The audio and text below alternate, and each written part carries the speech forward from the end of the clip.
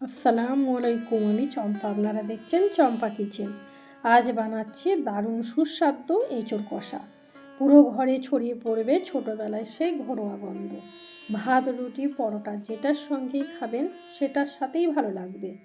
এঁচোড় কষা বাঙালি অতি জনপ্রিয় একটা রেসিপি। নরম এঁচোড়, ঘরোয়া মশলা আর ধীর আছে কষানোর ঝোল, সাথে ভাত রুটি সেরা সঙ্গী।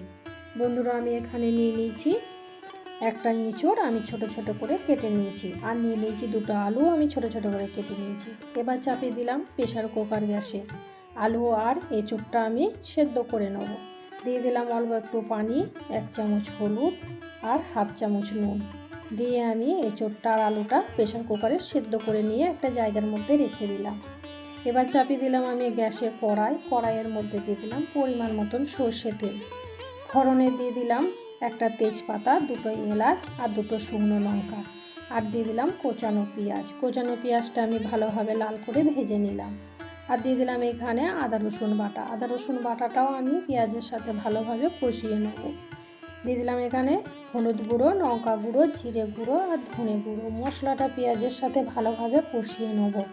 যতক্ষণ না মশলার গন্ধ যাবে ততক্ষণ অবধি আমি কষিয়ে নিলাম। দিয়ে দিলাম স্বাদ মতন নুন। নুনটা দিয়ে আবারও 2-4 বার নাড়াচাড়া করে নিলাম। অল্প একটু পানি দিয়ে দিলাম যাতে না মশলাটা ধরে যায়।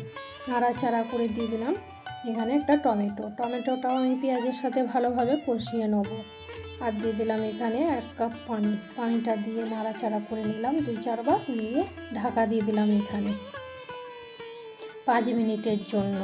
5 মিনিট পর যখন আমি ফিরে এলাম, দেখলাম মশলার গন্ধও চলে গেছে আর মশলা থেকে তেলও ছেড়ে দিয়েছে।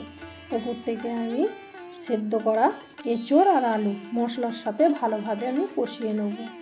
এইভাবেই 2-4 বার নাড়াচাড়া করে নিলাম।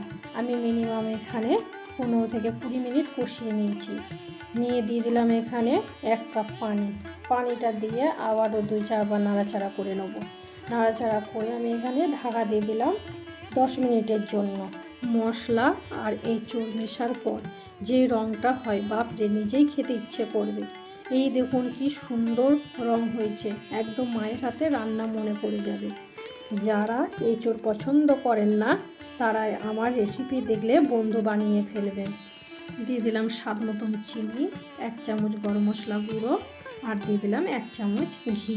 নিয়ে আবারও 2-4 বার নাড়াচাড়া করে নিলাম। চুলার আঁচটা কমিয়ে দিন, এই সময় স্বাদ বসে। এঁচোড় আর আলু কম্বিনেশনটা অন্য লেভেল, ভাতের সঙ্গে জমে যাবে। রঙটা দেখুন, আহা, দেখে মনটা ভালো হয়ে যাবে।